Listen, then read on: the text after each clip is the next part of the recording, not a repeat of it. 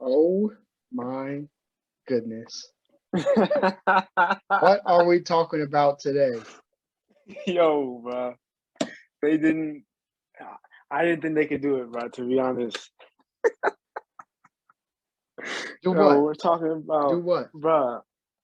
They brought the Batman to the screen, and they did a good job of it, bro. I.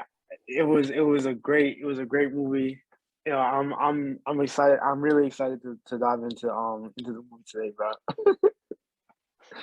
Yeah, It was definitely, definitely. nah. It was such a good movie. I enjoyed myself. I mean, I have to admit, what's it called? The first time I saw it a little bit late. Dozed off at some points, but I still got enough to understand what was going on. But I did have to see it again, just so I can fill in those spots that I missed. And honestly, it was better the second time I saw it. I'm not even gonna lie. Yeah, man. I mean, I only saw it once, but I gotta say, I was really blown away. I was really blown away. I mean, it was just insane. It's almost like I can't even put into words like how good the movie was to me. But before before we get into this the Batman, I do gotta say, last time I forgot to say that the voice of Eagly in Peacemaker is D. Bradley Baker. Now, do you know who D. Bradley Baker is? I don't actually. Who is that? Bro, he voices every clone on the Clone Wars, bro. Really? Yeah, and so much more. There's so many iconic like characters that he's That's done over the crazy. years. But yeah, I forgot to mention that last time, and I don't know. I guess I just forgot, but yeah, I feel like I had to say that because it was like a cool like connection, especially with us, how much we both like that show, and the same guy that voiced basically the main characters also Right. voiced Eagly, That's and actually crazy. so many other iconic characters. I mean, he did. I think he did. What was it, the Honey Bun? And it was either a honey bun or a donut, whatever, in Adventure Time. But we could do a whole podcast just about D. Bradley Baker's roles. But yeah, E. I felt like Bradley that was Baker. I gotta look him up. yeah, like I just felt like that was a cool thing to mention. So yeah, the Batman 2022. I mean, movie of the year. It's early, but I'm just Yeah, it's saying. early. It's early, bro. We still got a few more movies that are coming out. I don't think anything is But, topping this. I'm gonna be honest. bruh, you don't Nothing's think gonna anything's top it. topping this? Hell It's no. pretty early, bro. I'm telling you. Hell no. Not in the superhero genre, at least. Yo, Not in superhero. Not in superhero. Hell no. bro, Nothing's it's topping this, early, bro. bro. It's only March. It's only So you March. so you think something like Black Adam's gonna top this, bro? Come on now, Bro, we still got Doctor Strange coming out. bro. Doctor Strange is not topping this, bro. Nothing from Marvel is gonna top Yo, this.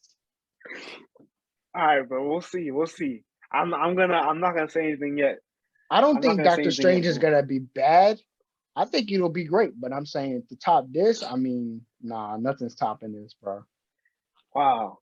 Nothing's That's a topping. pretty Not. that's a pretty bold statement. I don't know. I don't know if I can meet you. I don't know if I can meet you there yet. I I don't got know if I another can meet bold you there statement yet. too. I got another bold statement too. Let's You hear it. probably already know what I'm about to say, but I know what you're about to say. I Yeah. got another bold statement too. But yeah. So how'd you feel like?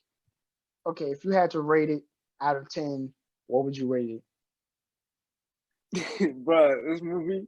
All right, so at first when I first saw it, right, I was like, I fell asleep, so I didn't really grasp like all the. I fell asleep at like the wrong uh spots to fall asleep at, right? But Hmm. um, I liked it coming out of the movie the first time. So first time I saw it, I probably would have given it an 8, right? But Hmm. seeing it again the second time, filling in all those gaps and actually understanding the story and how much and like the fact that everything was connected in the story, Bro, I'm giving this a 10. This movie was a 10, Yeah, if I'm being man. honest. What about you? I'm gonna have to agree, man. I can't really find a flaw in this movie. It's a flawless movie. Everything was done, pretty perfectly from visual style to writing to character designs to action. I mean, there's really nothing I could say that I wanted more from this movie. Um, Right. it was 3 hours long, but it didn't feel like it. That's the kind of movie that you like. That I like. I'm saying you, but I'm talking about myself that I like. Because a movie is a lot of times nowadays, especially with the bigger budget movies, they're always longer. Yeah. It seems like every Marvel movie that comes out or every blockbuster is like 2.5 hours, and I don't think they all need to be that long, but that's just the reality. It seems Well, like everything I'm is gonna two tell you. hours, so it's like I'm gonna tell you one thing. I This, think this I need. movie, this movie, this movie felt 3 hours long. But I'm not gonna lie. I'm To not gonna me, lie. it did not feel like it was 3 hours. I mean, like I know in my head it's 3 hours, and like in real life, you obviously you can just feel time passing, but I'm saying like there wasn't any dull moment to where you feel like the movie is dragging on, like oh, like it's time to get it over with. So Like it didn't drag. It didn't drag at times, but at times, like I was just like, okay, like that scene was cool, but it could have been shorter, or it didn't really need to be there. Only because like I felt like some of the scenes were so like unnecessarily long. That it was just adding like a lot to the movie. That nah, that's one of nah, my only. cause I tell you why, cause there's so many characters, right? Like there's just so many people that they focus on. I mean, it was like Yeah, it is a lot of it was characters. like It is a lot of Alfred. characters. Yeah, it was like Alfred was barely even in there. I mean, That's so yeah. so That was um, like so it's like in the next one I want to see more Alfred, but it's like there was just so many people. You had the Riddler, you had Catwoman, you had Falcone, you had Jim Gordon, and they're all these people are really deep characters at this point that everybody kind of knows, and they have a lot of history.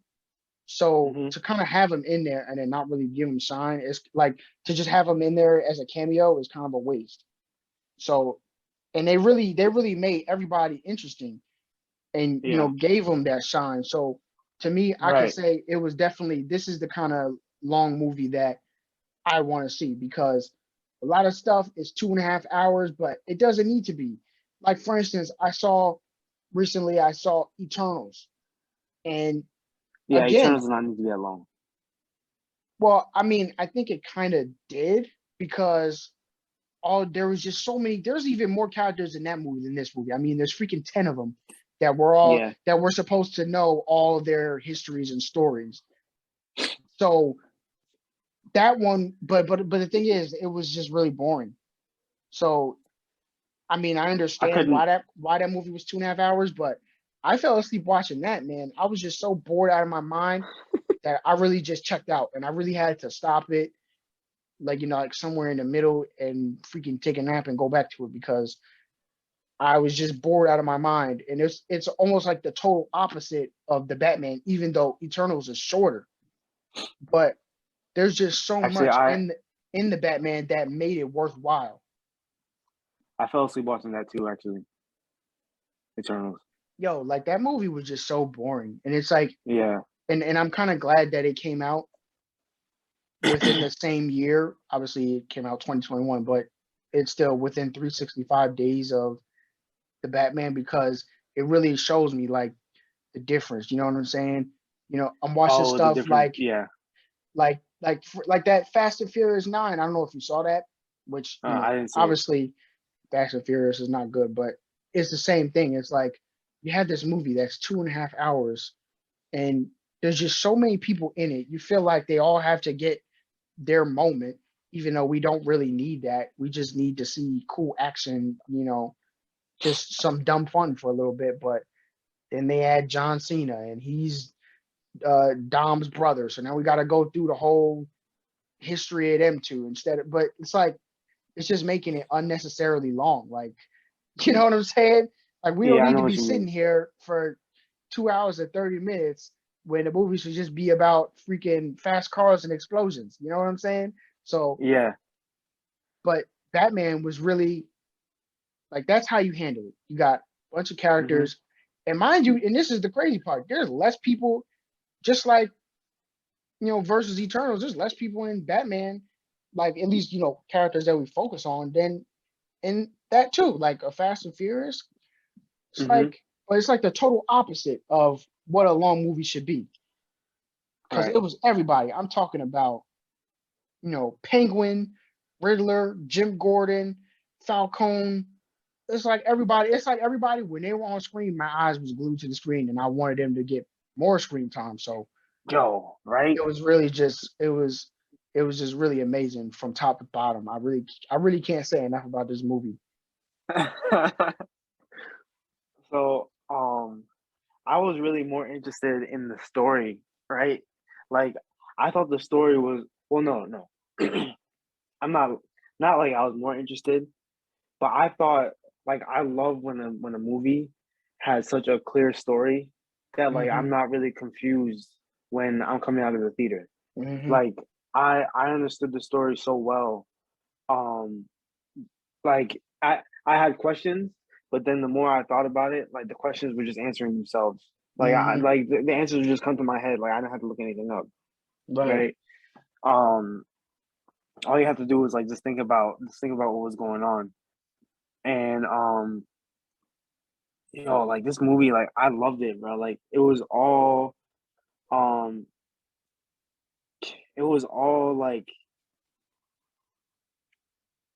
I don't even know how to say it, but it all connected in a way that had you going in circles as Hmm. well. Like it had you going in circles, and it also had the character Batman going in circles in the movie. Hmm. And that was just the way that the detective element of it took you. Right. And I Right. love that. I love that because it was different clues that we were picking up, and sometimes like with with the riddles, like we didn't really know the answers, but then Batman would have the answers, so we'd be like, Right. okay, Right. right. Um, there were parts of the movie that like I like more than others, or like not like I didn't like the other parts, but like there were some parts that like I just loved that we never seen before. So Hmm. one of the things that was like my favorite part of the movie was I um I liked how much of I liked how much Batman and Gordon we got together Hmm. because we've never gotten that like in the past. Hmm. Like there were like a couple scenes like Dark Knight where I think it was like the first scene when they were in the bank and um Gordon had Batman come through in the bank, and that was like the only time that we ever saw like other than the time when in that same movie when Gordon brought in Batman to the interrogation room to talk to Joker. Those are the only times that we see Batman working with the police, you know. Hmm. And then in this, like it was like um it was really just Batman working with Gordon, right? Hmm. Like the police didn't really give him the respect that Gordon did because they didn't trust him like Gordon did. So it was cool seeing the two of them work together a lot more on screen than we had before. I think their relationship was like my favorite part of it was my favorite relationship in the movie because you Yeah, have definitely. Definitely. yeah. I really agree with you there because, and that's the other thing I want to bring up. You could really tell that the people like Matt Reeves and whoever is involved really like Batman and were really fans of his entire history because, Hmm. first of all, with the detective Batman, I mean, that's like his nickname is the world's greatest detective. And there was a cool little line they threw in there when Penguin said that too. He was like, world's greatest detective. It was a nice little reference. Yeah, it Um, was. because well, and so that was like something that me and a lot of other people wanted to see too. Is Batman actually being a detective, really doing the work to solve a case. Um, that really was also something I really enjoyed, and him working with Gordon closely too. I think a lot of people don't really realize, if you haven't seen a lot of the animated stuff or read the comics, that Batman doesn't really have any friends. I mean, the Right. only people that are really close to him in his life are Alfred and Mm-hmm. then Commissioner Gordon. Right. I mean, so like he like, and Alfred is more of like a father figure, so he really considers Gordon like his best friend. Mm-hmm. So to see the beginning of that relationship, like in this movie, it was also cool because Batman was still kind of new. He was only doing it for 2 years. You see, he's not really at his fighting peak yet, and Mm-hmm. Right. Gordon wasn't a commissioner yet. He was still the lieutenant, and like you said, like the rest of the police didn't respect him, and that's always like kind of how it is too, especially in the beginning. It's like because Gordon is really the only one that kind of sees the potential in the Batman and that realizes like we could get a lot more done if we actually work together instead of Mm-hmm.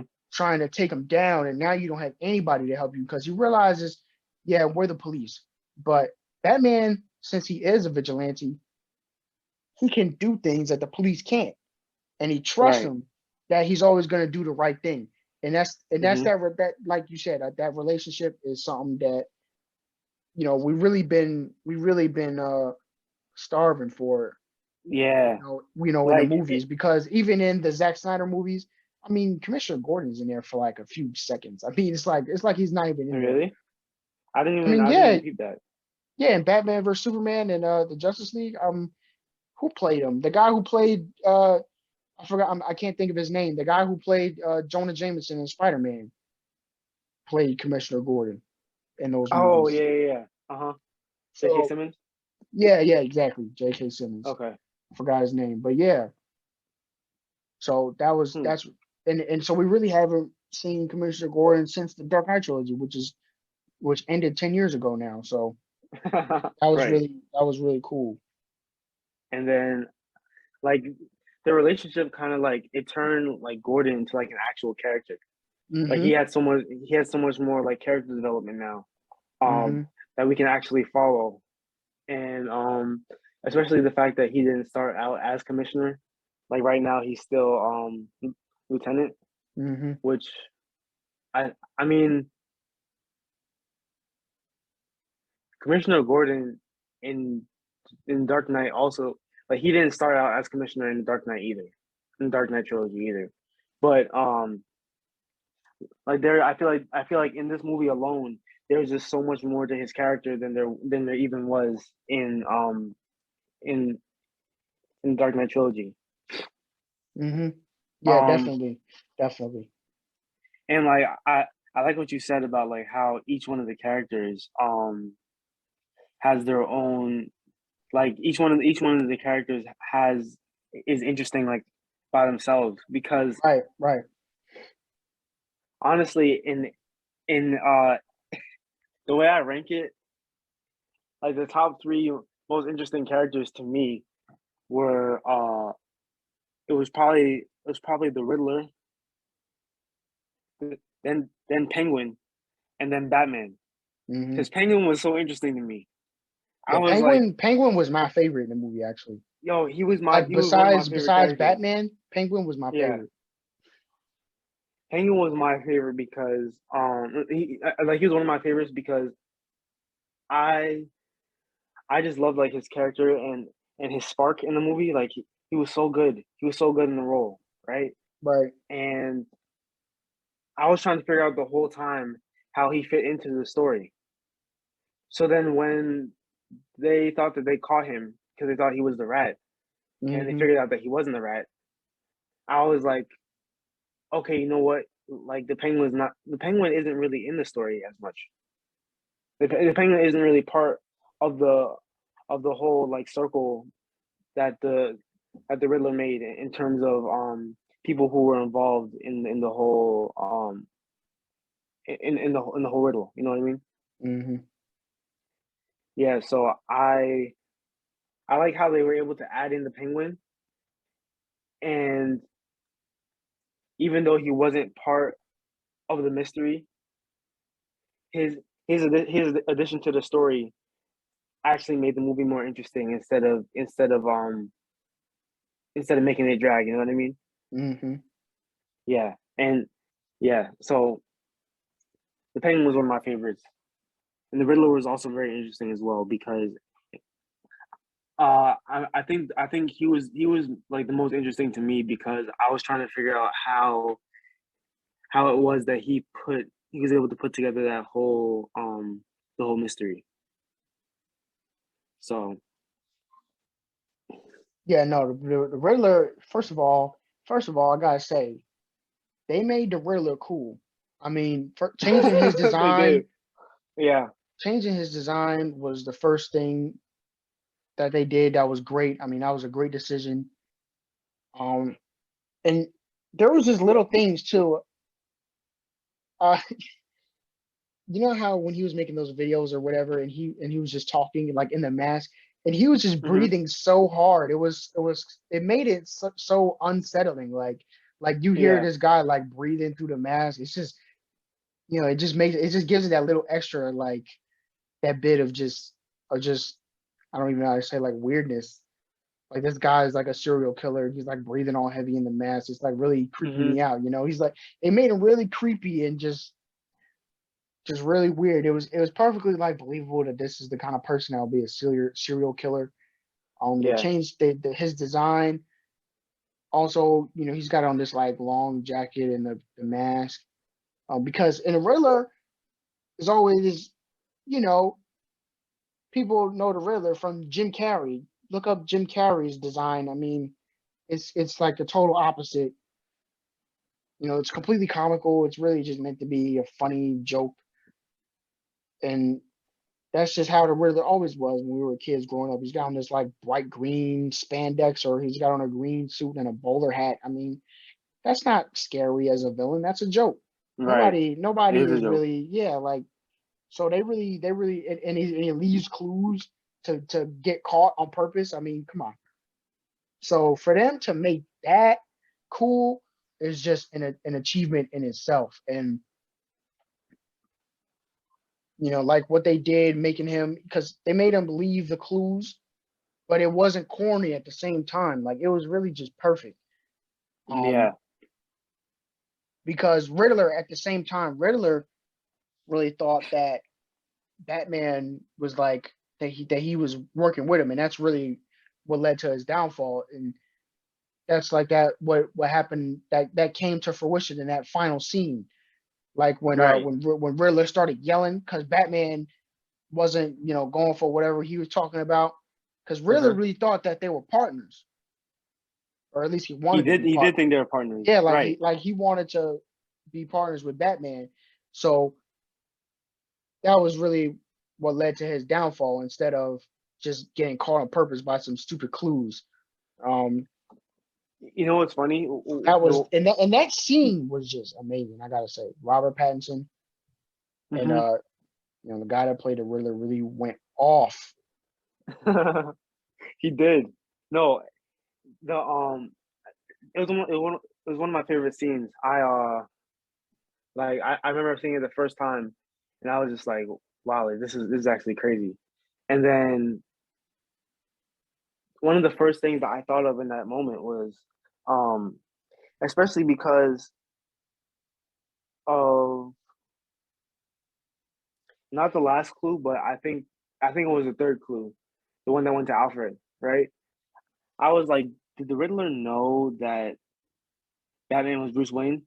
I thought that was like the whole thing. Nah, he didn't. He didn't. He They didn't, were, right? but no, he didn't. Like I thought he might have too, but I was just like, wait a minute. But that's also what that scene said. Because if he knew that he was Bruce Wayne, he would have just exposed him. Right. But I thought that's what he was trying to do. I Yeah. I thought I thought what he was trying to do was like he was playing his final card. Uh, you know what I mean? By by telling Batman that like he knew that he was Bruce Wayne. But then that was one of the moments where I fell asleep, to be honest. Yeah. So the first time I didn't really know, but the second time he kept saying Bruce Wayne, Bruce Wayne, and Right. And I was thinking in my head too. I was like, does he know he's Batman? But yeah, I was like, no. he knows he's Batman, but then he was like he was the only one that we didn't get, Mm-hmm. and I was like, okay, so he doesn't know that Batman is Bruce Wayne. And you Mm-hmm. know what? You know what's funny? Batman was also surprised because he thought that he knew, Right, right. especially because of all the newspapers that were spread out in the Riddler's apartment. Um, Mhm. he was trying to figure out. Um, he was he was trying to figure out like who. No, based off of the notes that were in the apartment, I think Batman kind of had a feeling that Riddler knew who he was. Mm-hmm. Right. Well, So that's that's what. And why. that was like that moment too when he kind of just left like mad quick. Yeah, Like I think he thought that Riddler knew too. especially since when he called the commissioner and said that he wanted to speak to him. Mm-hmm.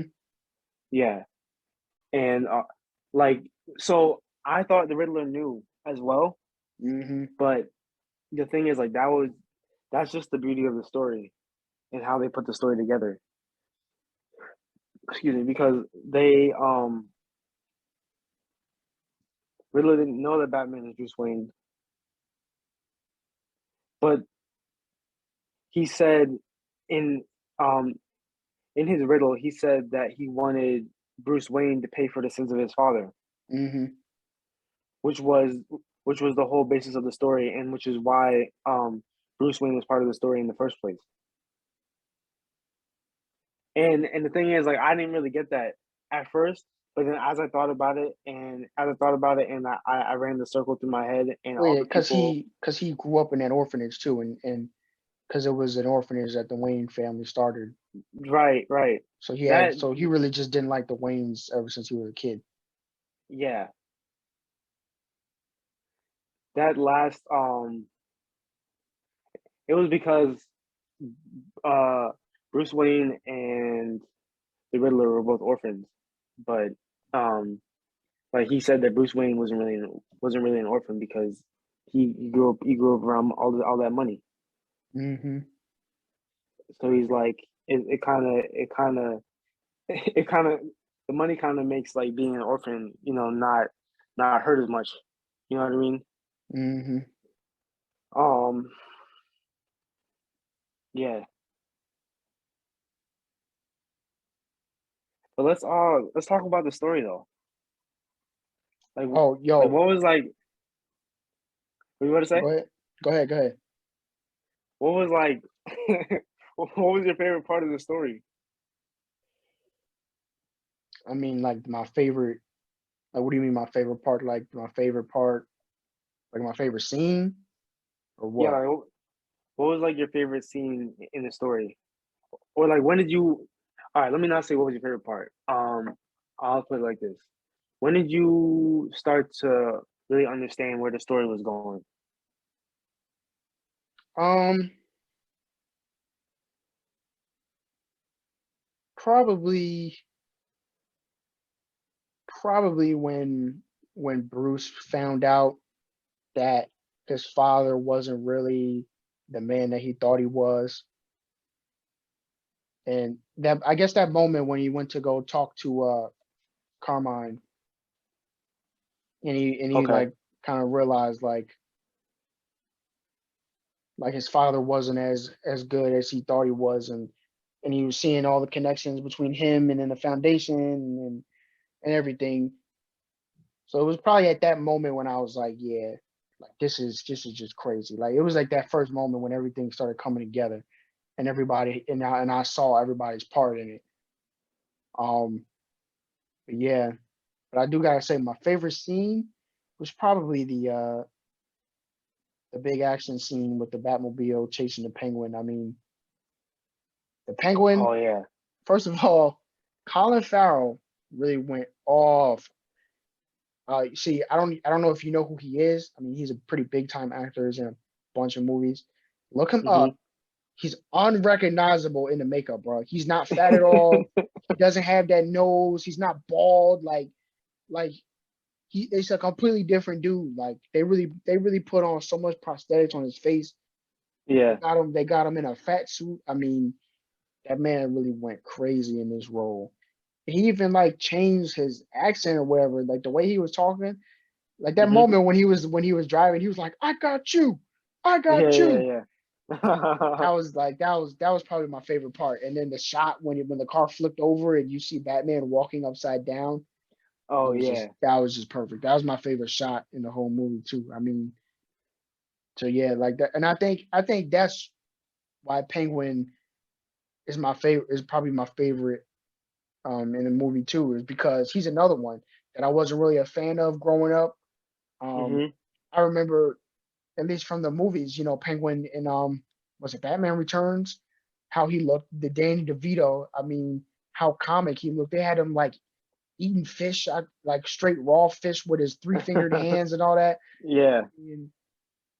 And from all the cartoons and stuff too. I mean, Penguin was always like this real comical villain, and he's another one. They really made him cool. Like they didn't go too crazy with the design. Like he still has Mm-hmm. those Penguin features, so it's obvious, it's believable that his nickname would be the Penguin.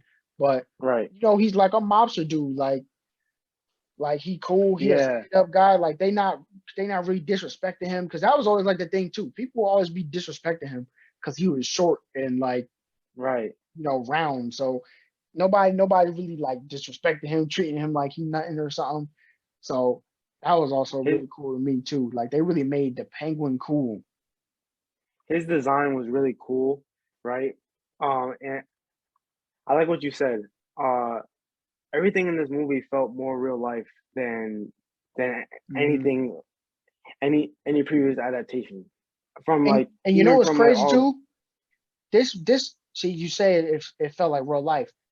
yeah, It did, but they also were able to balance that and the comics at the same time. Like right. they Hmm. really because you could tell again that these people really like Batman. They're fans, or else they wouldn't be able to make something that was as good as this. Like compared to like the Dark Knight trilogy, that was like the main thing, was that it's realistic, but it was missing a lot of those elements that come from the comics that make all these characters the way that we love them. You know what I'm saying? Yeah. And they were able to make it realistic. Yeah, it's not over the top. There's no villains like, I'm trying to think of Batman's over the top villains. There's no like a Clayface or you know uh Batmite. That's as over top as it gets. uh, Hmm. you know, there's not really any superpowered people in the universe that we know of. So they really did a good job with balancing those comic elements and also making it realistic, but also making it fun. I also think that was kind of missing from the Dark Knight trilogy too. It's like they just want to be so realistic, but they forget at the same time. Like it's a movie. Like you could take some artistic liberties. Like for instance, I love the visual style of this movie. They made it really look like some noir movie or something. The way they made the city Right. look, because you could tell like usually they kind of just make Gotham look like New York or Newark, New Jersey, Hmm. and Chicago. So, but this one, it really felt like its own city. Like there Right. was nothing that It I did feel could like really Own see like, City. oh, that's in Newark or that's in New York. Like it felt like its own city. Right. And the city felt larger than life. Hmm. Um, just the whole look, like I said, the noir look, those scenes when they're in there and it's all the lights and it's all dark and gritty. It was just perfect. And even the inside of the Wayne mansion. I saw Yeah. It was somebody very say, old. yeah, it was really gothic, that old style architecture. Somebody, I forgot who said it. Somebody said this online, that it looked like it would be the kind of building that had gargoyles on the inside. Right. Because old buildings had gargoyles outside. Yeah. Somebody On the said it looked outside. like the gargoyles should be on the inside, because that's just how dark and and that the whole vibe of the inside. It's like, yeah, like you can have fun with it at the same time. Just because you're trying to be realistic doesn't mean you can't have no fun and put some art in it, give it a different feel. So yeah, that was also one of my favorite parts was the visuals, the look of the city, and everything. Hmm. I wanted to touch back on your on your penguin point because uh I like how you said they made everything well uh they made the penguin more realistic, right? But the Hmm. way they did that, the way that they did the face makeup, the features in the face kind of made it look like he was a penguin. Like, if somebody was to make fun of him and say that, you look like a penguin, like it would make sense. Right. You know what I mean? And then uh the cinematography to me It was is what is insane. what is what made the Batmobile chase so good, Yeah, right? that was just crazy. Because starting from the moment that the Batmobile fired up and it was just glowing in a dark alley, right? And then you get the shot of the fire, and then after that, it's the quick little chase, and then you get onto a highway that's like it has like a very like warm tint to like the, Hmm. the atmosphere of the highway, and then you have like the you have the side shots on the cars and everything. It was just so good. It was so good. It was such a good chase. Like it's one of the best Yeah, chases I've seen, right? yeah. And then in the end, right? I don't know if you noticed, but so like it was like a small detail, but like when you have the penguin's upside down, right, in his Hmm. car, and then so the penguin's upside down to the camera, and then you flip the camera um to the penguin's point of view, which is upside down now. So now when Batman is Hmm. walking, the Batman's upside down, and Yeah. it's cool because he's a bat and bats hang from the ceiling. Hmm. So Yeah. that was such a good detail. I was like, wow, this is actually crazy. Yeah. This cinematography is going crazy. Yeah. So That that was was my like, favorite shot in the whole movie. yeah, like it was so good. Um, Yeah, I can't wait till all the behind the scenes stuff comes out and I could see how they really made that chase. yeah, I 'Cause can't wait that was either. just That chase was so good. I yeah. I like how like so like back to like the realistic of the how realistic this movie was. One of the big things for me that I was like, I don't know if that worked at first, but after thinking about it, it really worked. Was like how low tech like how low tech he was. Like he didn't have that much tech if you think about it. Yeah, because he was still new at it. Right. Like He didn't have over time he's gonna start learning, understanding what he wants, and he's gonna face a new enemy that brings up a new problem, and he's eventually gonna have to fix yeah, it with a gadget. right. But like for this, like how low tech he was, it was interesting. Yeah, it was.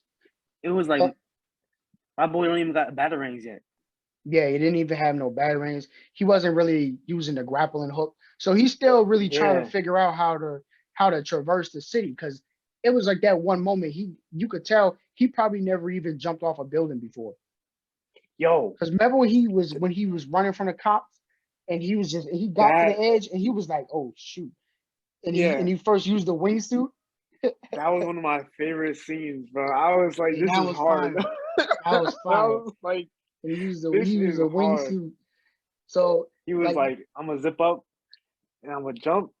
Yo, yeah, that was crazy. yeah, and That was it was crazy. stuff like that. It was like sometimes where he would be fighting and he would get hit because he's not really as skilled He's as not he. polished. Yeah.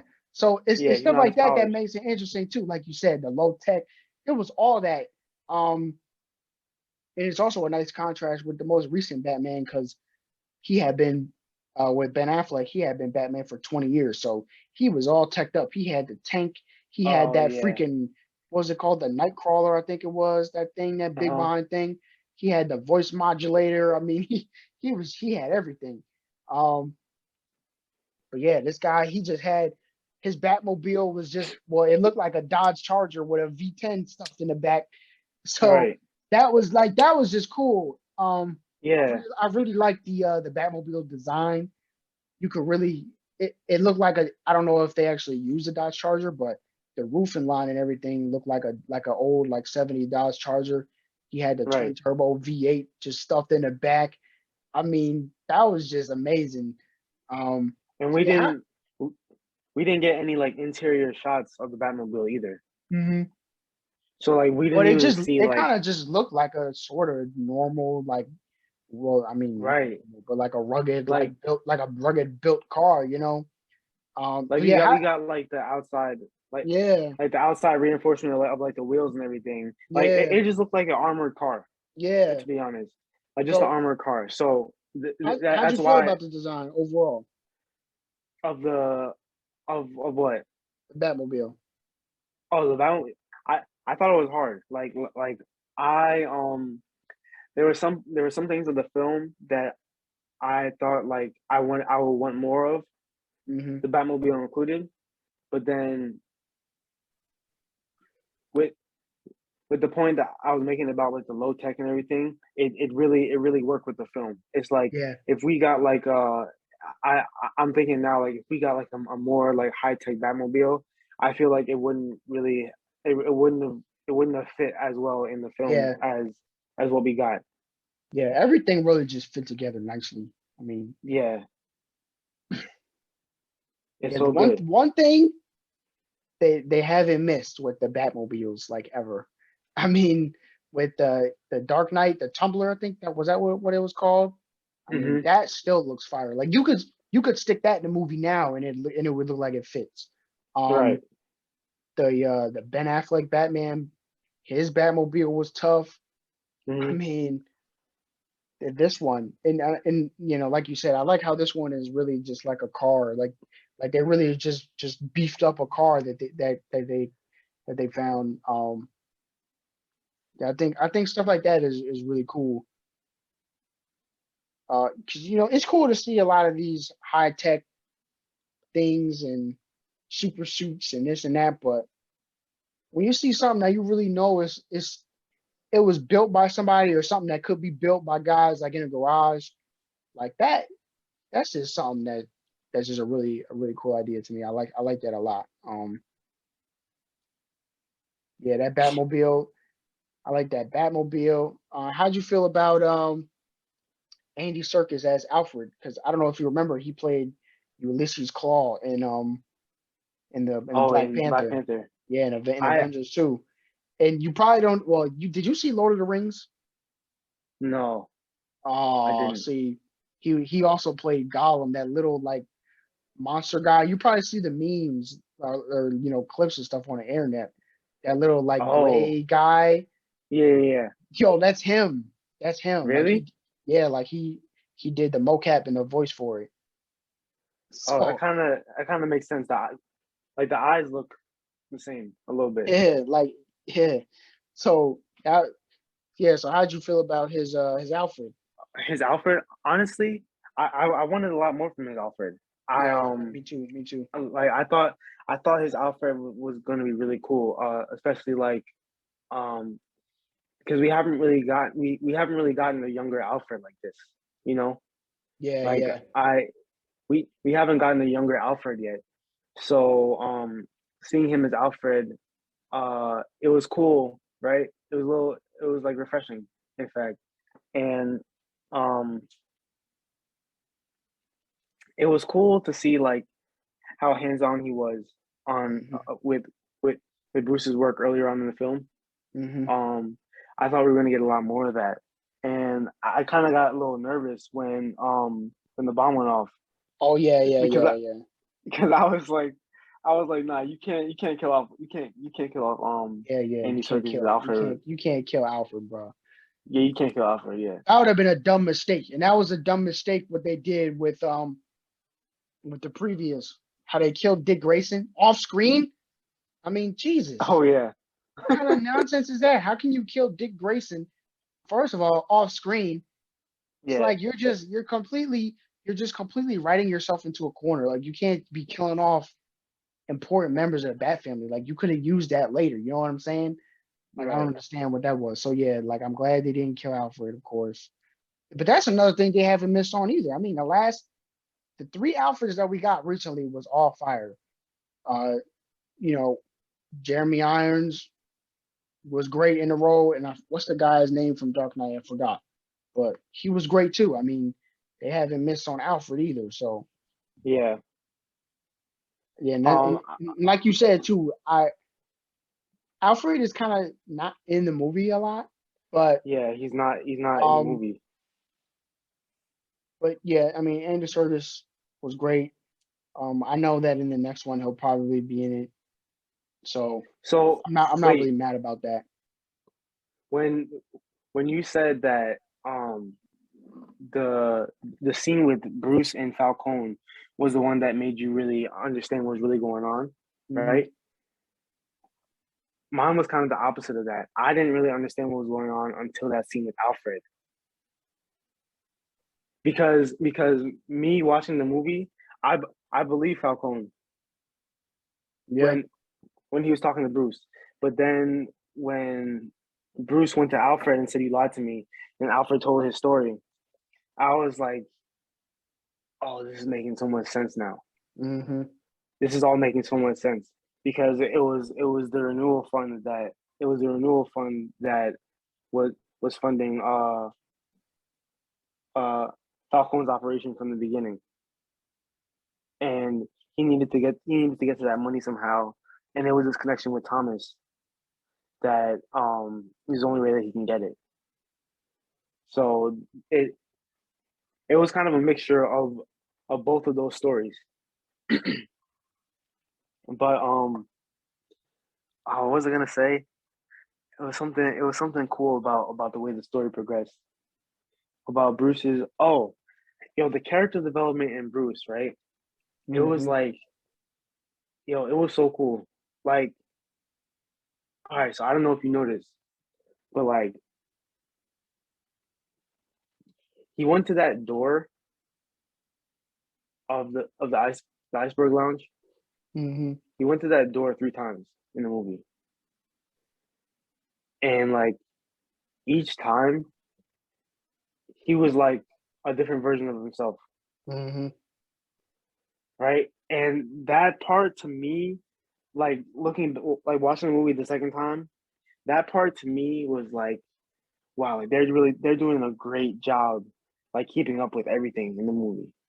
Like he first started out as Batman, rushed his way in, was trying to fight his way to the top. Uh he made it, but it was like a sloppy job, right? Right. Right. The second time he went as Bruce, and then he realized that like his name carries weight. So Mhm. his name carries weight. So he just was able to get a meeting with Falcone, who is who is higher up than Penguin, right? And then the third time he kind of had to use a mixture of both of both Bruce Wayne and Batman in order to get past the guard first, and then do what he has to do, and then turn into Batman in order to finish the mission. You know, so it was kind of like him finding the balance, him starting to begin to find the balance between his two worlds toward the end of the movie. Yeah, it's crazy because you bring that up because I didn't even think of that. Um, but it just shows like how he was really learning as the movie He was was going learning, on. It's like, yeah, right? you could try to just force your way into stuff as Batman, but that's not always gonna work. So I think in the future we're gonna see more of him actually trying to use Bruce Wayne. Because that's another thing too. I mean, we see him as Bruce Wayne, but we don't really see him talking to people. It's mostly him like doing some introspection and like, you know, Yeah. thinking Hmm. about stuff or whatever. Like we don't really see him go out in public, to try to get somewhere or do something. We really just see him in the house or. So that's another thing. Like he's kind of realizing, like, yeah, you could show up as Batman, but people gonna treat you a certain way. They're not really gonna open up. Whereas you go as Bruce, you're just a dude, so people might be willing to tell you something because they just think, oh, Bruce Wayne, he ain't no threat to nobody, so they could Yeah. just, say whatever to him.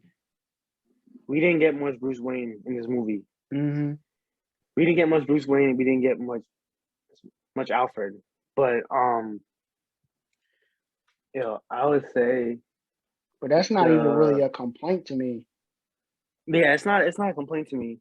I mean, no, I honestly, the Bruce Wayne part of the movie was like I thought we could have gotten a little bit more of in certain parts, or Hmm. at least like as you said, like a little more dialogue, especially like well, it it did make sense like it did make sense because this version of Bruce Wayne seemed a lot more um hurt because he's younger. He seemed a lot more hurt by his Hmm. parents passing. Like he's still getting over like being alone. Especially you could see like the whole funeral scene was like very like from the time that Alfred told him that he needs to, or that he was getting ready to go to the funeral, until the part of the funeral where he suited up as Batman. I thought that whole sequence was interesting because he wasn't really like accepting as Alfred as family until Alfred told him that his dad was the one who gave him the cufflinks. He was like you're not a Wayne, you know what I mean? You're not Hmm. a Wayne. And then his Alfred was like, "Well, your father gave them to me." And then after that, you saw the look on Bruce's face, and he's just like, "Oh, like, you know what? Like maybe Alfred is like, you know, is Alfred really is part of the family." Then, Exactly. right. Then to continue on the funeral, like he he's kind of watching from the shadows. Not the shadows, watching from behind because he thought that he spotted Selena, which we got to get into, by the way. But we But didn't we didn't even talk about Catwoman at all yet. we talking about Catwoman, but It's a long movie, so yeah. But as he spoke to the mayor, the mayoral candidate, mayoral candidate, he was talking to her about I forgot what they were talking about, but that was like some of the little dialogue that we got as Bruce Wayne. she was But the most talking interesting, about she was telling him to do some philanthropy work. yeah, oh yeah, like his father did. Hmm.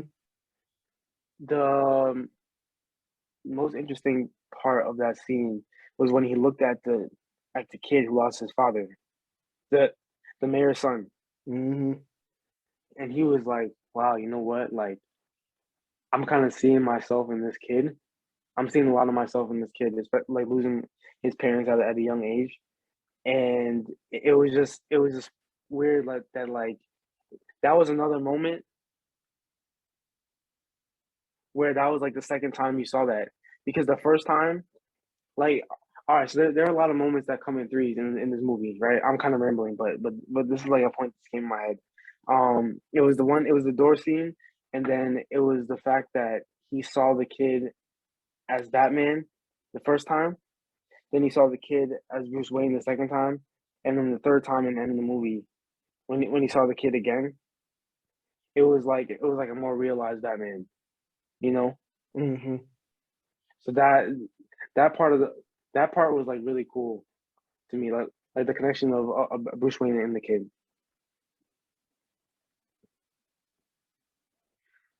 But yeah, we gotta talk about Catwoman, bro. Yeah, we barely even talk. We didn't talk about her at all yet. I mean, yeah, Zoe It, Kravitz again. Like I feel like she probably the best live action Catwoman we ever got. yeah, Honestly, yeah, yeah. maybe the finest too. Hmm. Maybe not. Definitely. Yeah, finest Catwoman. Yeah. So Yeah. we agree. Finest Catwoman. We can agree she the finest Catwoman because we Yeah. had first of all, I forgot who played her first in the '60s. Her name, and then we got Eartha Kitt. And then it was Michelle Pfeiffer, and then Anne Hathaway. But yeah, like as far as her role in the movie, like this is the best version of Catwoman we ever got. And again, it was Yeah. like she probably had the best like suit because it's again like the beginning. She's not rich, so her outfit is something that somebody could make.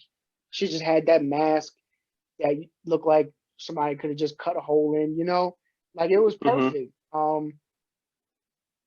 And going to the most recent Catwoman that we had in the Dark Knight Rises, I mean, she was kind of just there.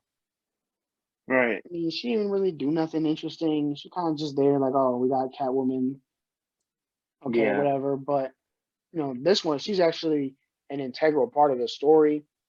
Um, yeah, it was I written feel pretty like well and developed to the end too.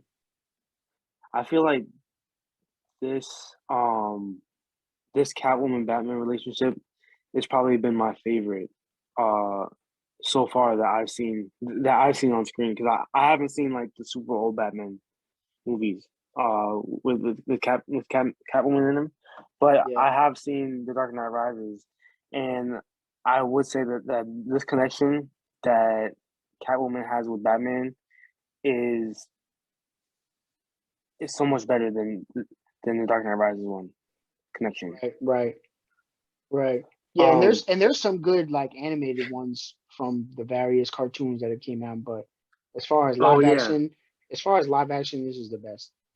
And it's like because their relationship never really got as much time either as it did in this movie. yeah, their relationship got a lot of time. Even though it never. So the funeral scene was interesting to me because I thought that Selena was there, right? Uh, Hmm. just as Bruce Wayne did. I thought that Selena was there, but Right, right. she didn't turn out to be. Um, she didn't turn out to be. So I was trying to figure out um when they were gonna meet as Bruce Wayne and Selena Kyle, but um they didn't. So like she doesn't even know who he is. It was kind of that part of the relationship was like the weirdest part to me. It was like Selena didn't really know because one of the most like fun things about their relationship in like the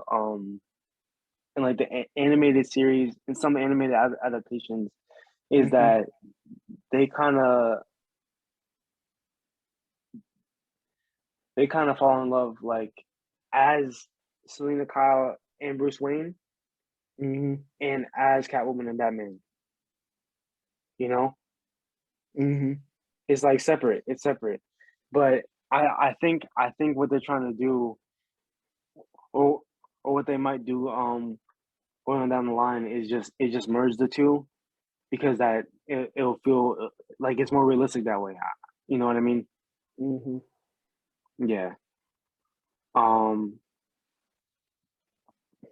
but I like this version of Catwoman because I thought she was like really caring as a character and like she wasn't like she was really trying to do good. You know what I mean?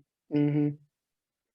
So like I wouldn't really call her uh like a hero, but like she was really trying to help out the people that she cared about. Yeah, You exactly. know? You're Exactly. right. But that's why she was important too, because you said Batman helped her by not letting her kill Carmine.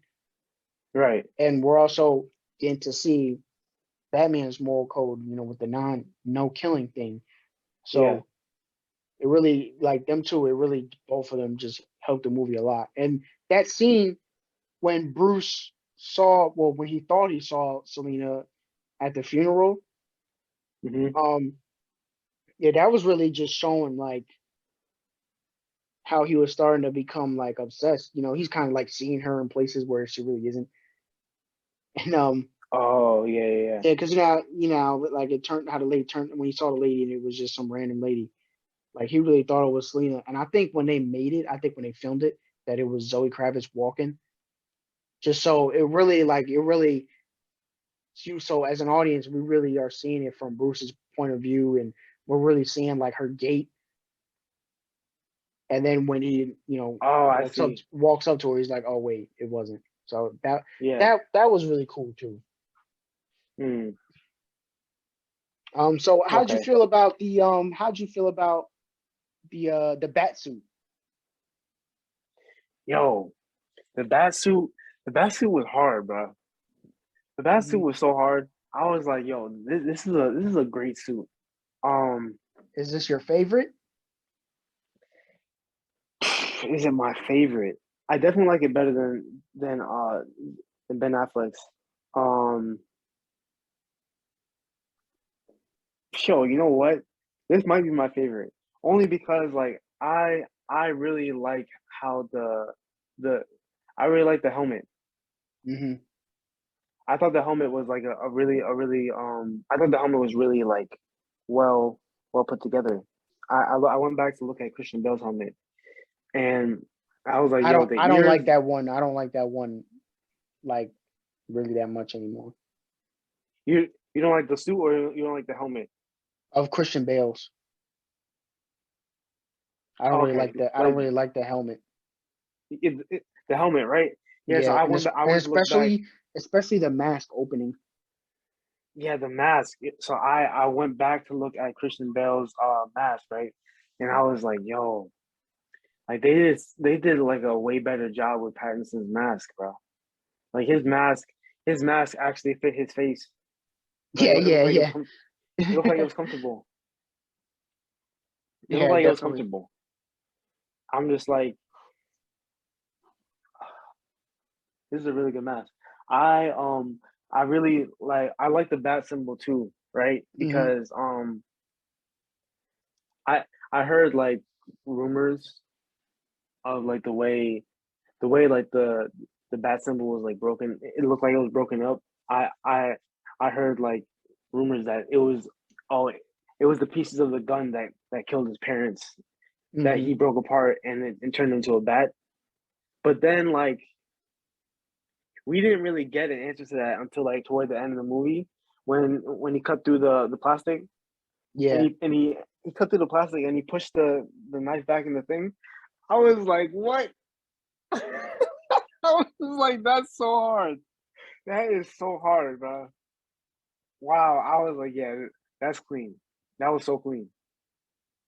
And then because it's like such easy access, it's right there on his chest, right? And he did it. He pulled it out once again. He pulled out the symbol once again to cut the line in the final shot of the movie. You know, Hmm. yeah. So I really like this bat suit. It was like I thought it was clean. It looked like lightweight. It didn't seem like too heavy. Um, I like the cape and everything. And yeah, even though he didn't really have many gadgets, you know, Hmm. even though he didn't have many gadgets, I thought the suit really worked. No, the suit was perfectly fine. I mean, Yeah. there's personal design choices that I would have done differently, but Hmm. it's not. I don't think that what they did is bad at all. So my favorite is probably still the Justice League suit. Just because that one is just so crazy. I mean, just like the armor on top of it and everything. Like that one was really meant to be fighting some strong people. And Yeah. Ben Affleck's mask is still my favorite. Um, so and I think I might like the Batman versus Superman suit better too. Like, cause the gray. First of all, that was the first time we got a gray Batsuit in a movie. Was freaking 2016. How sad is that? Um, and that suit is just ripped straight out of the Dark Knight Returns. Except they just changed. The only thing they changed was taking away the trunks on the outside. So I like that. I like the mask. So because that one was really just taken straight out of a freaking comic and one of my favorite stories of Batman. So I guess I kind of have a bias, but this suit,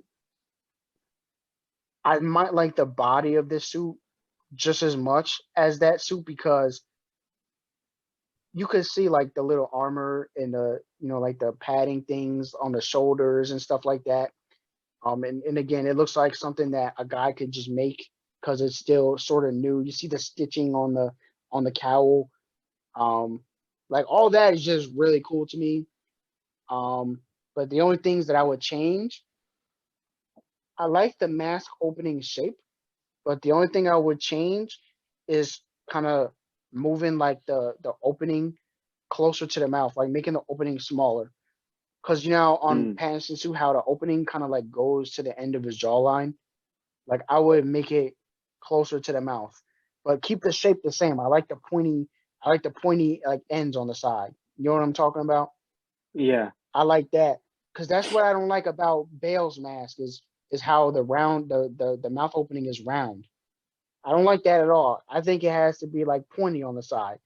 So I like Pattinson's a lot, but that's like the one thing I choose. And the other thing I change is the collar. I just take away the collar. But other than that, I mean, even with that, like it's still like I don't really have a problem with the suit. I'm just saying that's just a personal choice. It's like if you're buying a car and you have to pick red or blue. You know what I'm saying? Like it doesn't make Yeah. me not like the car, but it's just a different color. So that's really just the thing. Like I don't want nobody to think like, oh, I don't like the suit. No, I like the suit. The suit's fine, but it's just a personal preference. Um, I think Ben Affleck's best suit is the metal one, is the armor one. yeah, the Justice League one, like when he like near the end when he upgraded. Yeah. Yeah, like Yeah, I think that's his best suit. to me that's still the best movie Batman suit we ever got. But like I don't like his other suits. I'm not really Yeah, a fan of his other suits. yo, Yeah. I like it a lot just because first of all it's gray. I like the black Yeah. one too, but I like the gray one better, and it looks straight out of Dark Knight Returns, so I gotta give them props for doing that. Okay. No, I hear you on that And I one. also like the shorter, like the little ears. I don't like the big ears. To me, like if the ears are too long, it just looks so comical and dumb. I feel like they're gonna get in the way when you're walking into a door or something. I think that's why I didn't like Christian Bale's suit. Yeah, that His too. The ears are too long. yeah.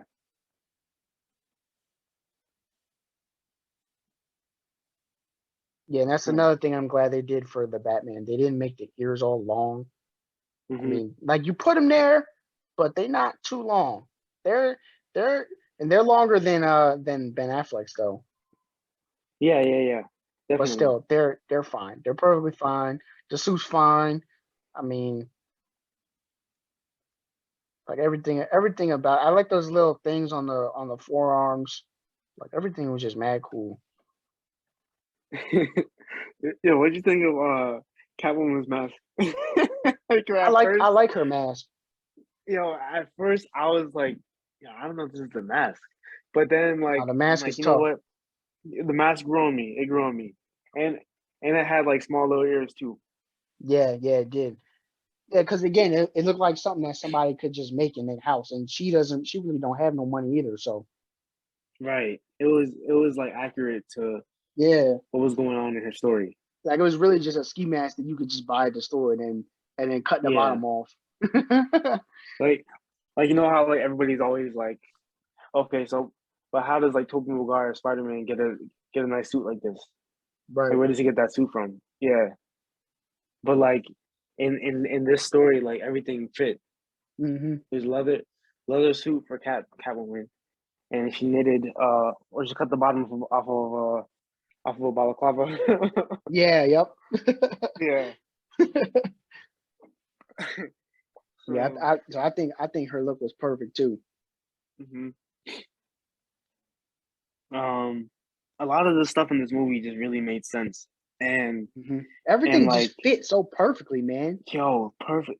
I'm just like, yo, like, they really did it. And then a lot of people that like I'm that tell me that they didn't like it.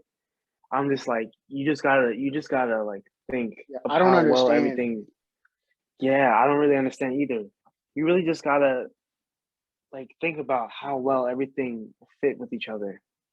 Like because nothing was too far out of line right, where like it didn't really belong, you know? and because a lot of times when there's a movie and I like it, and other people don't, I can understand the flaws. You know what I'm saying? But this hmm time, there's really no flaws. I mean, even the soundtrack Yo, was good. the the score, the film score, bro, it was so Yeah, good. and Yo, it and was so good. that was like another problem. I probably mentioned it before that newer, like all these new superhero movies, kind of just have a bland score that you don't even remember. And a lot of times, like you go back and listen to something like the Spider-Man, the first Spider-Man trilogy score. It's iconic, and then a lot of movies Right. now don't have something like that. To me, this like the score. First of all, it fit, and it's something that I'll remember. It's like a theme that when it comes on, it's Batman is coming. You know what I'm saying? Yo, So yeah. I really like the score. I freaking added it to my library on Apple Music because Yo, me too. like I'm about to yeah Me like too. so I'm about to listen to. I'm trying to find like whatever song I like the most. But The one of the reasons why I like the intro so much, right, is because they had that one song by Nirvana in there. mhm, I think it's called like Something's in the Way or something like that, right? Uh, let me see. I looked it up. Yeah, something in the way.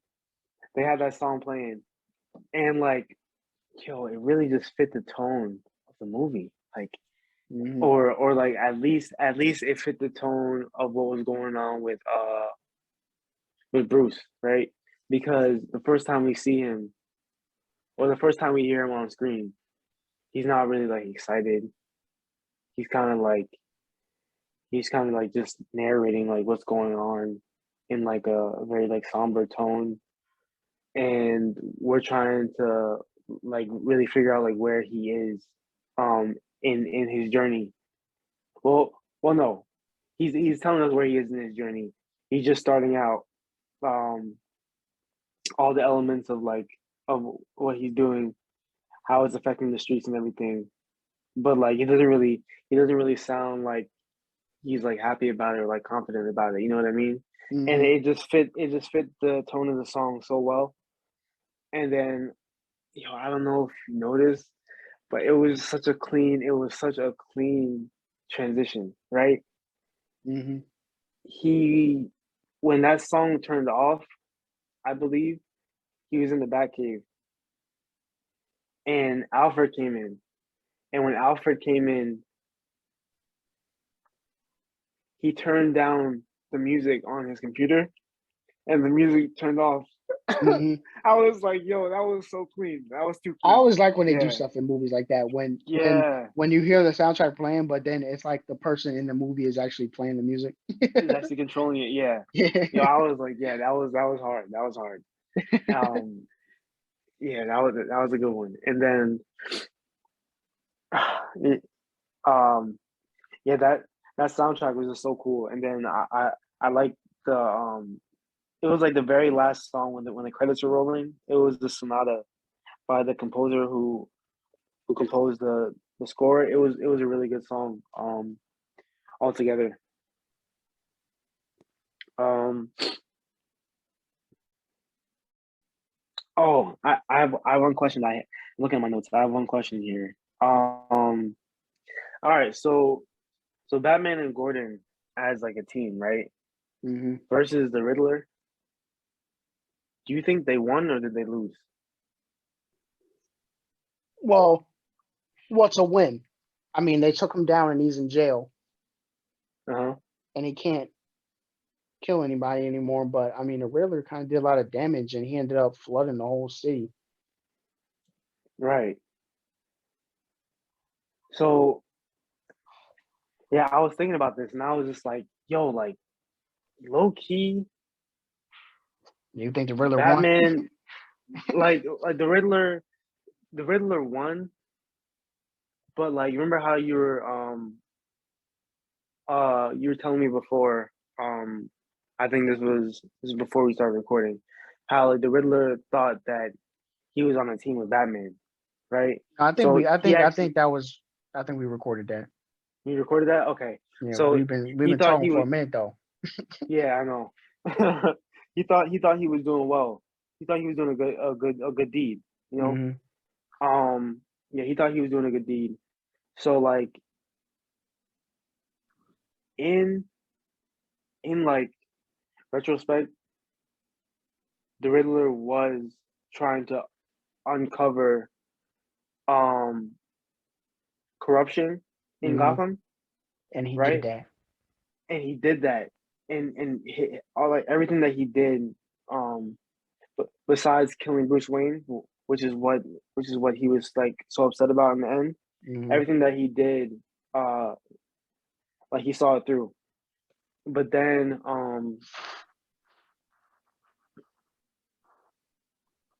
still, uh, um, still, the the commissioner died, the DA died, and the mayor died. Well, no, the mayor was the first one. The first one that died. There was no clue for him. So there was no. But they was all corrupt though, right? They were all corrupt, but like Batman and Commissioner Gordon didn't know that. Yeah, and they So couldn't like, save say they him. weren't. It's like say they weren't, Yeah, they couldn't right? save him. Yeah, and I'm just like that the closest that Batman got to saving one of the victims was probably during the funeral scene, Hmm. you know. But other than that, um, the Riddler was dropping bodies all over Gotham. So that was like he he took out Carmine, took out yeah, Carmine was the last one. I forgot about that. He took out Carmine, he took Hmm. out well, Bruce Wayne is Batman, so he didn't get him, but he almost took out Alfred. He took out the DA, took out the commissioner, and he took out the mayor. That's crazy. Yeah, so in So that regard, I guess he kind of won. But then when he realized, when he realized that Batman didn't agree with him and didn't want to work with him, I think that was even more important than all the killing that he did. Because you saw how he right, reacted. So I guess, I mean, in that regard, he lost. But in that regard. yeah, and one thing I gotta say too, I'm really happy that Carmine Falcone was in the movie because he's a character that is pretty interesting. I mean, we're starting to see him get more shine in a lot of stuff. I mean, he was in the show Gotham. He was in the movie the Batman the Long Halloween. Uh-huh. I don't know if you saw that. Did you see I those did. movies? It was part one and Yeah. two. Yeah, Mm-hmm. so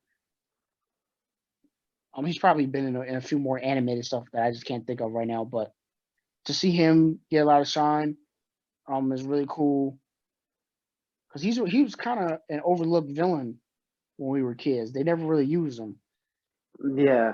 He's So very overlooked. yeah, so to I see him get some shine now is really cool. um what was I about to say?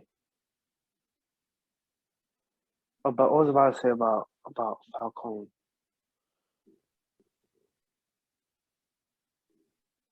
Oh man, I'm not even sure. But yeah, it was cool. It was cool how they added how they added Falcone. It was like they really like uh they really highlighted like the mobster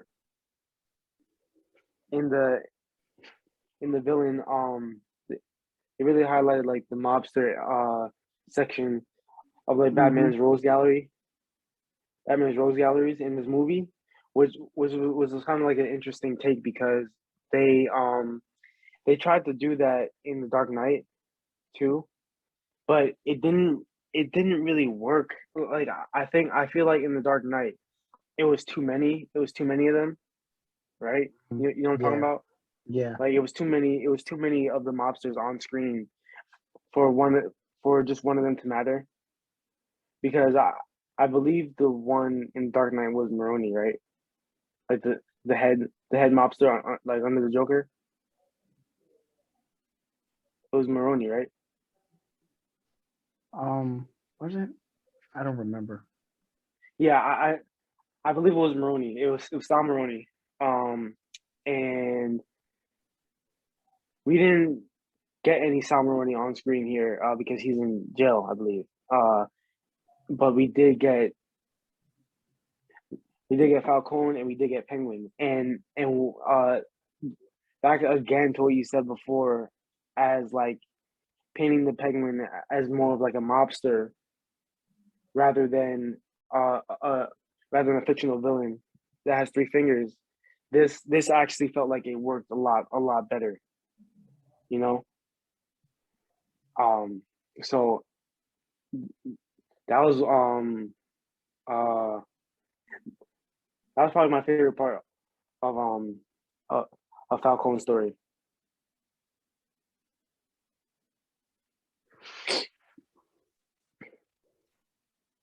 So I think we pretty much covered everything. Yeah, I think so too. It's a long movie. Yeah, no, it's long. I No, it was gotta a long say, movie, bro. where does this movie place in your Batman movie ranking? My Batman movie ranking. Um, well, I'll go out and say it's definitely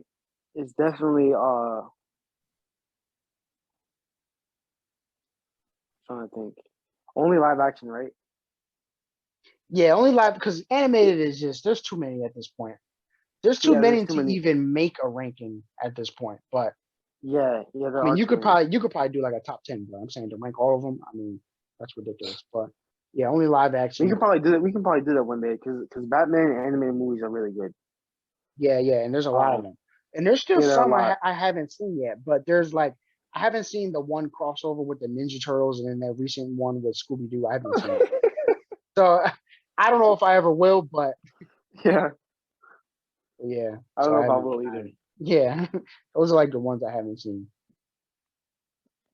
But uh, honestly, it's top two. It's like it. I might have to watch The Dark Knight. No, actually, you know what? I've been meaning to watch I, that trilogy again. yeah, I have too.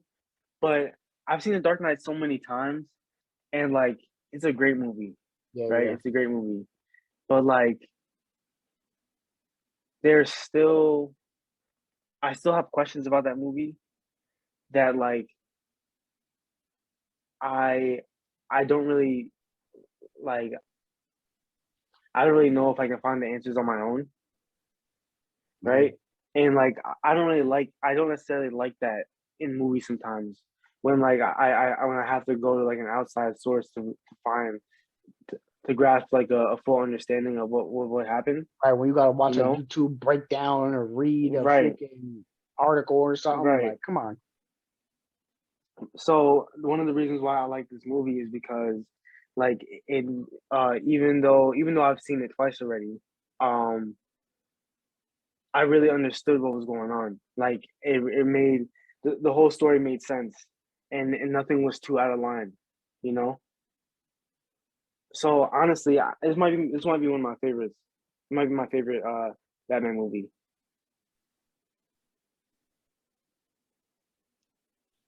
Yeah. What about you? I think this is see, for me personally, this might have to be number one. I think I'm gonna have to just flat out and say it. The Yeah, Batman is better than the Dark Knight. I mean, and the Dark and Knight like, had a long reign too. It had a long reign yo, as being Dark number Knight had a one. long reign. Because to me, and here's the thing, the Dark Knight might still be in my top 5 comic book movies of all time. So Oh yeah, if we ever do definitely. like a ranking like that, like where we say our top 10 comic book movies, the Batman and the Dark Knight are both going to be in there. So Right. let me just say that because we kind of been saying a lot of flaws for that trilogy in general, but I gotta give the props to the Dark Knight as being a movie that really is timeless. It's pretty amazing. Heath Ledger gave one of the best performances of all time, and because Yeah. of that, we don't even really talk about Aaron Eckhart's performance as Two Face. I think Two Face needs to get a little more shine, like as far as people saying how good it was. Because people Hmm. always talk about the Joker, but no one really mentions Two Face. Two Face was damn near just as good as Joker in that movie. I mean, his story Yeah. is pretty compelling.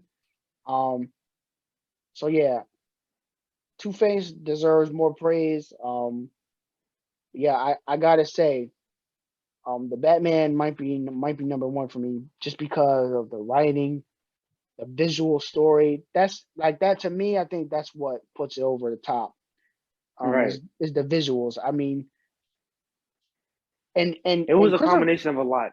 right and Christopher Nolan has a great directing style.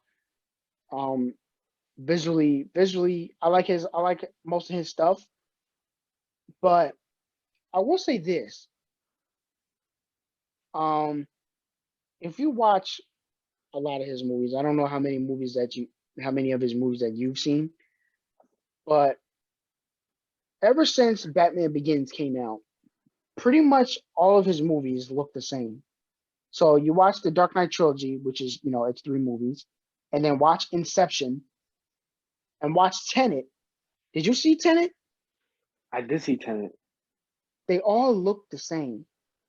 Watch Inception and Mm. watch Tenet. Watch the Dark Knight trilogy. They all have the same style. It's like the same and the same like filter over the Right. It's movie. it's almost like watching the same movie, but just with different stuff in it. Different characters. Yeah. Yeah. So I mean, the Hmm. only one that looks different of recent years is Dunkirk, if I remember correctly. Oh, but I will I say didn't see this: that one. I didn't see Interstellar either, which people are going to be like, going crazy. Oh my God, you didn't see Interstellar? Yeah, Right. I didn't see that either. I still did not see Interstellar. I will eventually, but it hasn't even been on streaming or nothing. If it was on Netflix or HBO Max by now, I would have watched it, but Yeah, it that's hasn't facts. been on anything. So maybe I might just have to freaking, you know, bite the bullet and pay to rent it or whatever. But um, so yeah, I haven't seen Interstellar, so I can't speak on that. But Dark Knight trilogy, Inception, Tenet, all look the same. The only one that looks Yeah. different is Dunkirk, and I like Dunkirk a lot. But the Batman really, the visuals of the Batman really put it over the top. And so yeah, and I will say this: another thing that makes me like the Batman better is that scene in The Dark Knight when Joker's in the hospital. You know that part when he goes up to Two Face and Two Face Hmm. doesn't recognize him until he takes off the mask. Oh yeah. That is just hilarious. It's just so hilarious. Like the dude has on full makeup. It's Yeah. clearly a man in a A woman's female wig. nurse. Yeah, like, and he doesn't recognize who it is until he takes off the mask that doesn't even cover the makeup on his face. I mean, that's just hilarious. So there's no moment like that in the Batman. So I gotta say, the Batman is number one. But I will say this too. I'm not mad at anybody for having the Dark Knight number one still, but if the Batman isn't number two, then we got a problem. Like that's 1A and 1B. Those 2 movies are 1A and 1B. Like those are, the two at the top right now. So if you don't have the Batman at number two, then we got a problem. That's all I gotta say about that.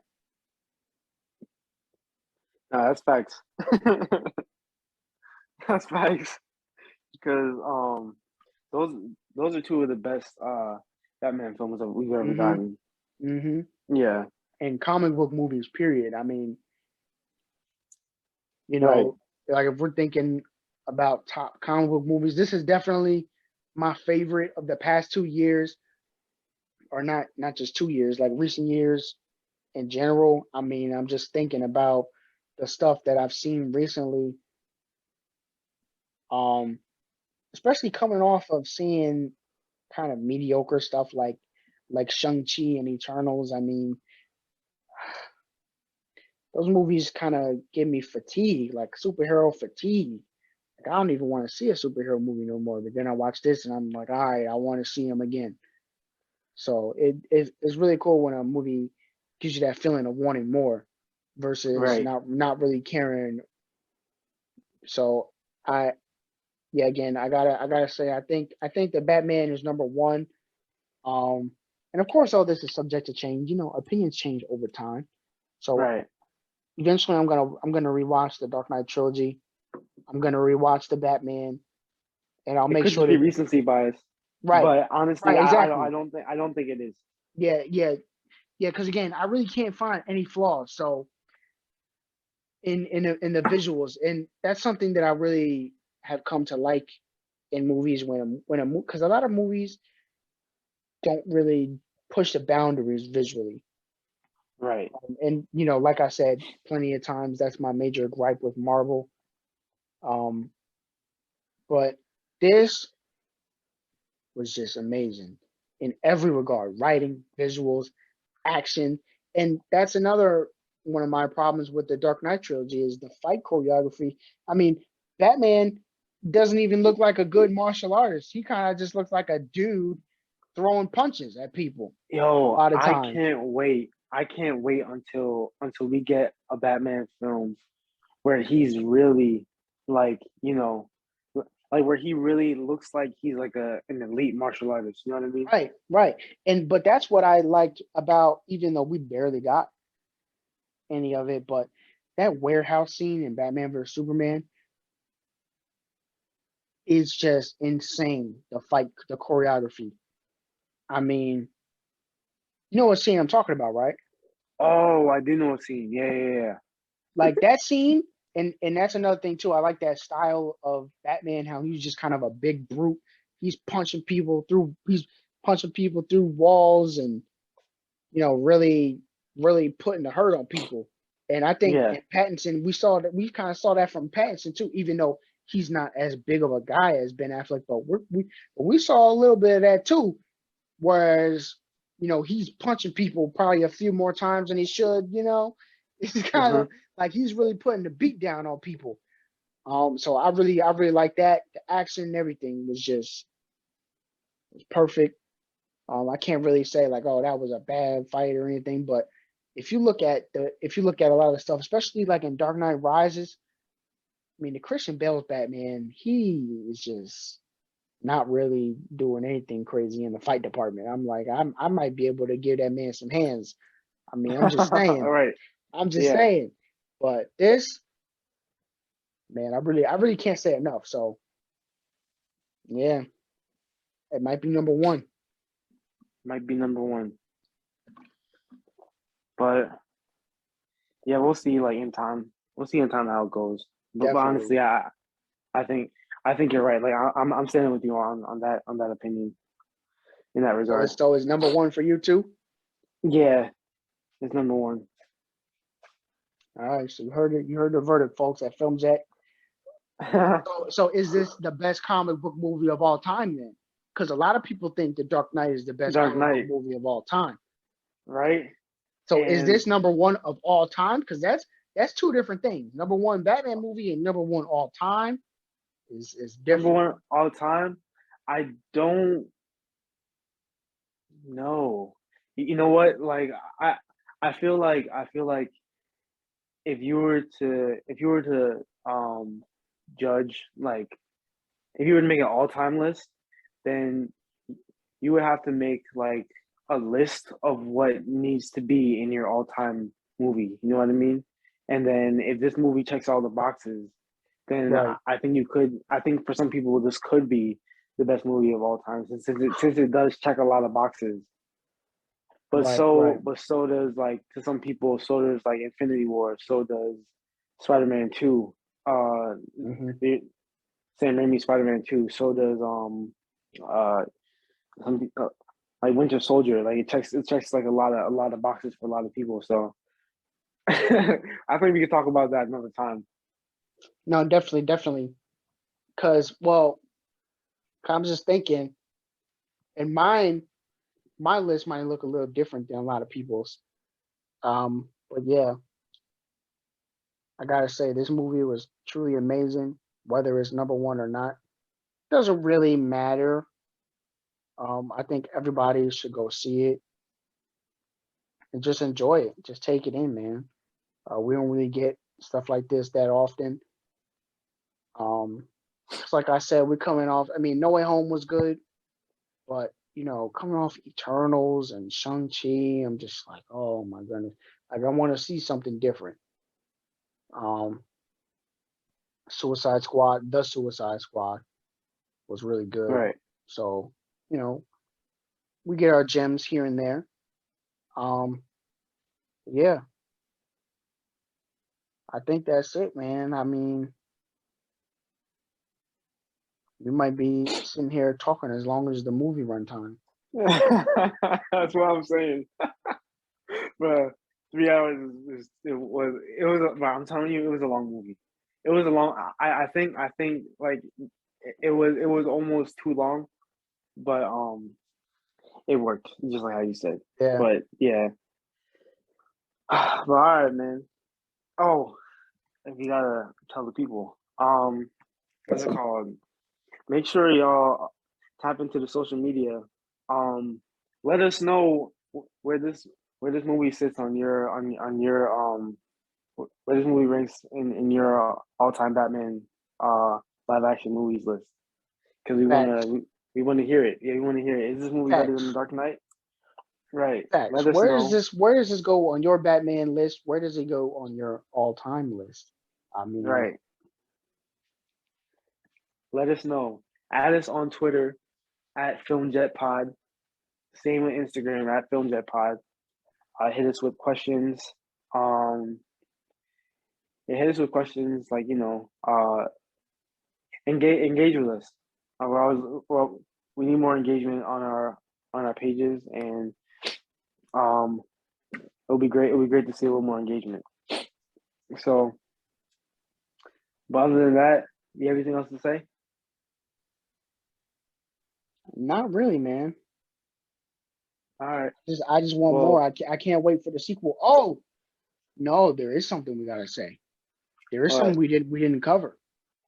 Oh, we didn't cover that. Wow. See, since we're at the end. I'm thinking about the end of the movie. So, Yeah. was that the Joker? Was it not the Joker? I don't know. Maybe. I think it is. I personally think it is. But I think so too. and I will say this. This brings up another thing. Are you tired of the Joker? I am. I was just gonna say I that. kind of feel like that Like, too, man. a lot of people were saying like, like There's so many uh, Jokers. there's so many, but a lot of people were saying like, I don't know if the Riddler is gonna be a good villain. Honestly, I knew the Riddler was gonna be a good villain because um, the Riddler was behind one of my favorite animated Batman movies, Batman Hush. Really? That was a You that was like that Riddler. movie? You don't like Batman Hush? I mean, I didn't dislike it. I just thought it was kind of okay. I Yo, mean, I thought Batman Hush was hard. that twist with him just being the Riddler was kind of just like, because I don't know if you know in the actual Hush storyline. Yeah, that's not the actual Hush. Yeah, That's not the yeah, actual Hush storyline. yeah. So But you know about the whole like actual storyline, but that kind of twist was just kind of just like, oh, it was just a Riddler. yeah, I mean, the movie's but like solid overall, but it didn't really blow me away or anything. I thought for it being the Riddler, since like a lot of people were like, oh, the Riddler is like not really like an A class villain. Mm, I thought for it being the Riddler, it was a good movie. You right, know? right. Because I Yeah, mean, and I'm just, and especially like a lot of the animated movies to me are better. Like The Dark Knight Returns is better. Batman Year One is better. I mean, Mask of the Phantasm is probably the best. Um, there's just so many.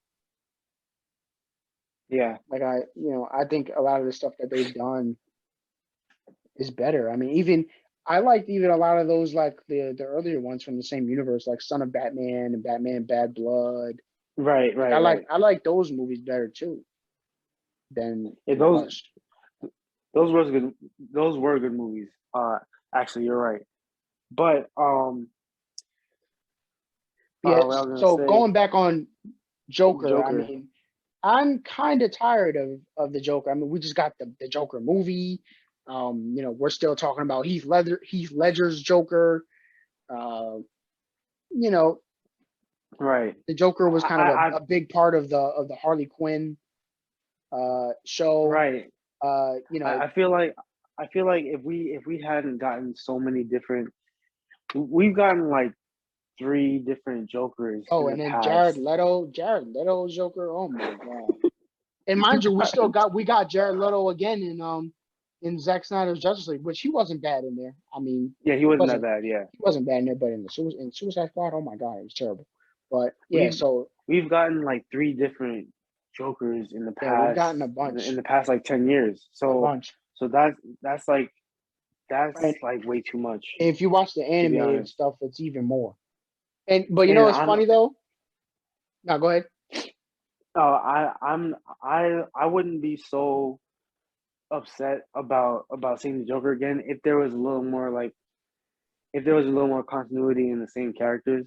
Like say if it was like Joaquin Phoenix's Joker that showed up in this Right. movie, that would have been kind of interesting, especially with with how similar these both of those movies were shot. You know, Right. with especially with how similar the Joker was shot and the Batman was shot. I feel like if you get both of them on screen together, that could be a great movie. But you know, but they're giving us a brand new Joker like once again, and I'm kind of like getting tired of like Mm-hmm.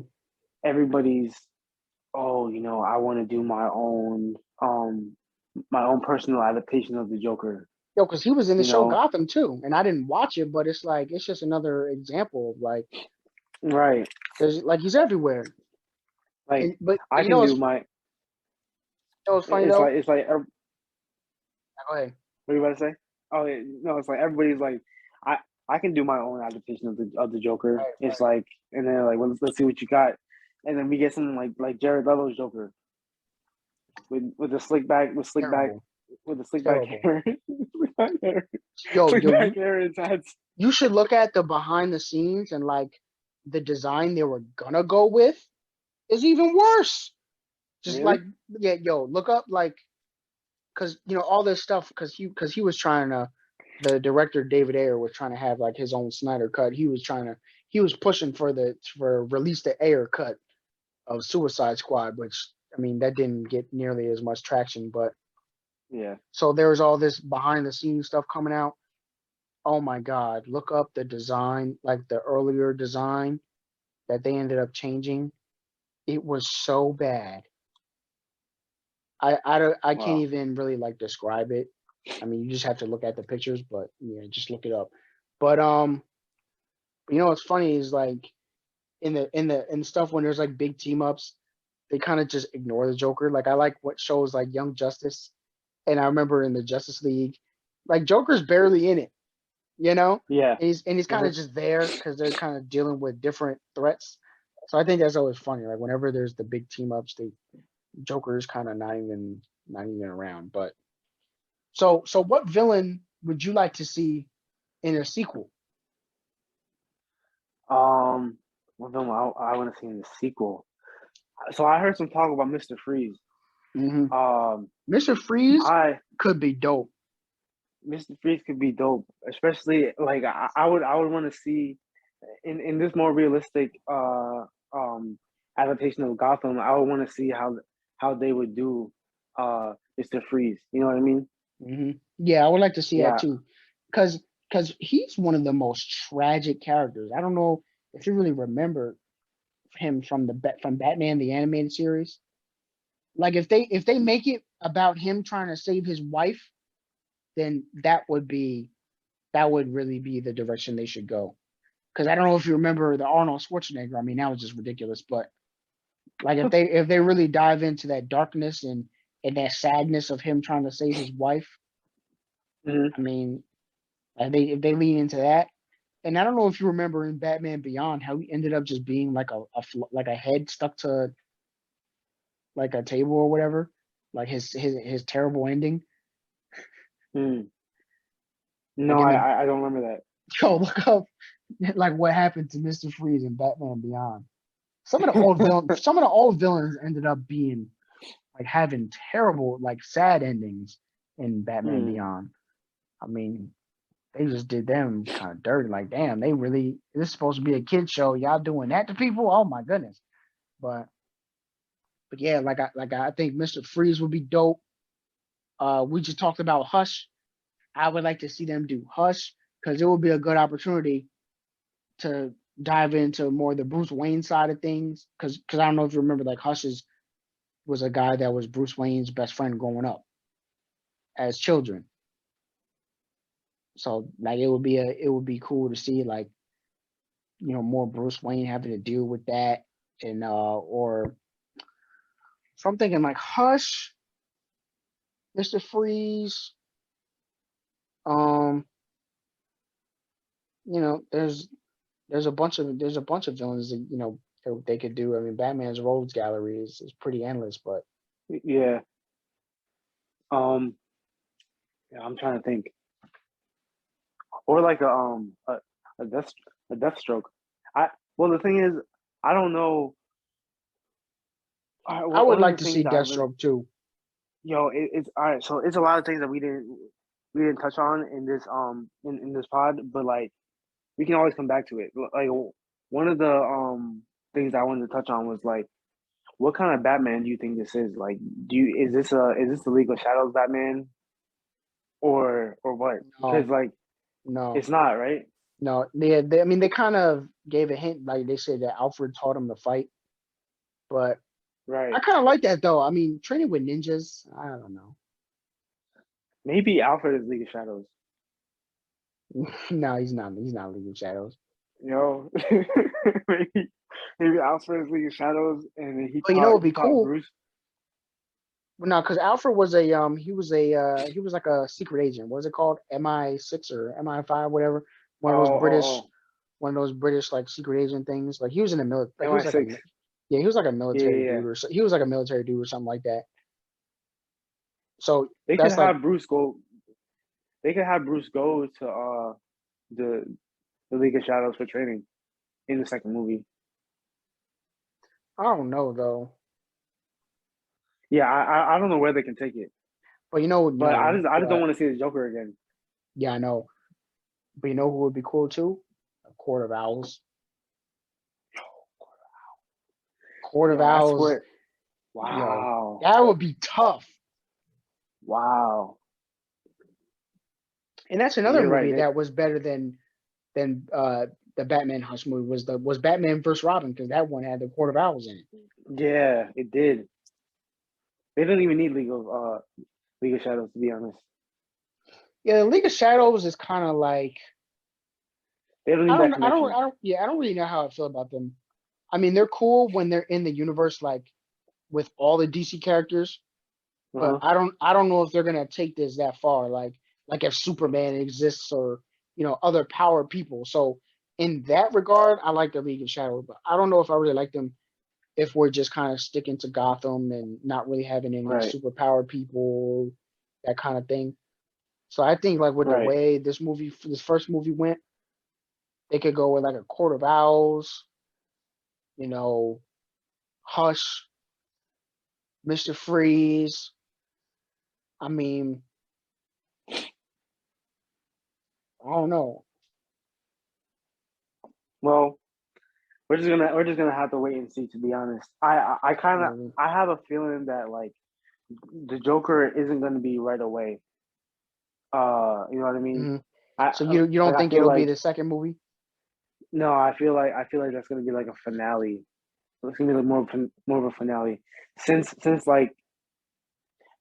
the beginning, since like the intro of the Riddler was so good. The intro with the Riddler was so good. I'm hearing like teases already, or I'm hearing like rumors already of like if they were to bring the Joker in, especially in the way that they did with with the Riddler was like the um it's gonna be more tied to the comic book adaptation of the War of Jokes and Riddles, Hmm. which I haven't read. I haven't read yet, so like I'm interested to see. Like I'm interested in like that comic now, but I don't feel like the Joker is going to be the next step in this Batman story.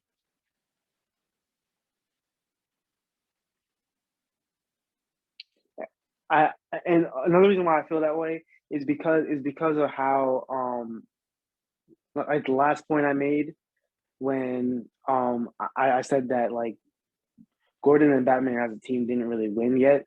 I feel like they're not ready for a Joker. Yeah, yeah, yeah. We definitely need him to be commissioner before we start talking Right, about Joker. right. Like Batman and Gordon aren't strong enough as a team yet to take on the Joker because the Joker is supposed to be like Batman's worst villain. Hmm. So yeah.